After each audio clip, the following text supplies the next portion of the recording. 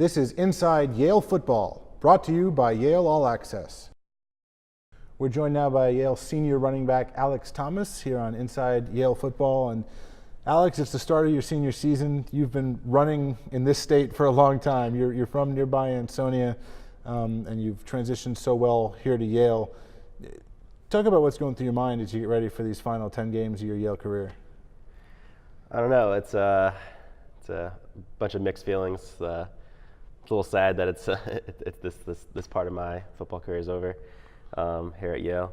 But there are 10 games, like you said, so it's like a bunch of lasts coming up. So you're playing every game as if it's your last, and I'm just excited going forward. I'm definitely excited about the potential this team has right now. How does it compare, this year, as we sit here on the Monday of the week of the first game, compared to maybe years past at the start of the season? How does this feel in comparison to them? It's definitely different. Obviously, as a senior, there's a lot more expected of you, and you expect a lot more of yourself. And just as a team, the team as a whole, we've all played together for 3 years now, for the most part, a lot of us, and we expect a lot out of each other, and we're just a whole different level of energy moving forward, and excitement of what we can do this year. It seemed, starting with camp in the middle of August when you guys reported back, I think it was August 19th, it seemed this team really hit the ground running. In past years, sometimes it seems like it takes a few days, but those first few practices really kind of set a tone, I think, for the way the offseason went. Yeah, definitely. Even just the first day out, after that first practice, the offense was crisp. Defense is always a solid unit. And we felt like we were ready to play our first game then. we were ready to get the pads on and get going. But we still had like a bunch more practices before we could actually do that against someone else. And I don't know, it just shows the work we've put in the off season and in spring coming together, and then being ready to go on day one as if we didn't even miss a beat without missing a beat. I mentioned before you're from nearby Ansonia, and because it is nearby, you've been able to spend a lot of time serving that community as well, and you and several other guys from the football team have been involved with the Smilo Boys and Girls Club there. Why don't you tell us a little bit about that? Yep, the Smilo Boys and Girls Club is it used to be a school building, actually, on the other side of town from which I live.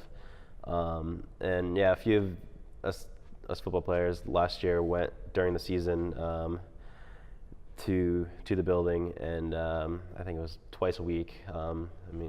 Some guys would go one day, and then another group of guys would go another day, and basically just go in the gym with the kids for an hour and play around with them and have different sorts of activities. And part of it was like a nutrition program, so there was a nutritionist that came in and talked to the kids about healthy eating, and then we would try to help them be active for an hour or whatever it was, and playing various sorts of games. There was a wide age range, so it's tough to keep the attention of some of the kids, so you have to kind of vary the program accordingly. But I think it was pretty good.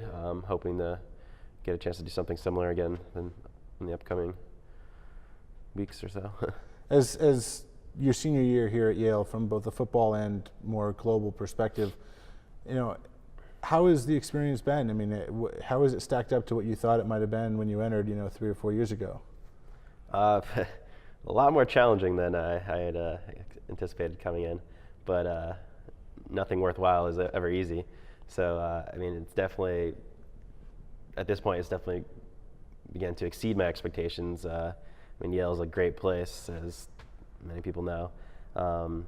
Not only because of the education that you get, and obviously playing Division I football with some great guys and some great coaches, but just the other people that you have the opportunity to meet here, like whether it be roommates or people in your colleges and people that live near you, or various other activities that you may be involved in. There are some amazing people that are going to do amazing things, and it's good looking forward. What do you think you want to do next? That haunting $1 million question, I guess. Yeah. That's a great question. I don't know, I'm gonna see what companies or whatever it be come onto campus this fall, and I guess that's my biggest the responsibility outside of football in the classroom is going to be figuring out what the next step will be. So whether it be interviewing or whatever, I'm not really sure which direction I'm heading in, but hopefully the information sessions that I attend and something will spark, hopefully.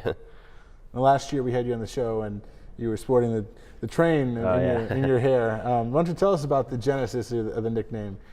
The genesis of the nickname. So I guess, a few people have called me A-Train here and there throughout my football career. My high school coach is probably the one that did it the most, or my high school coaches, I should say, plural.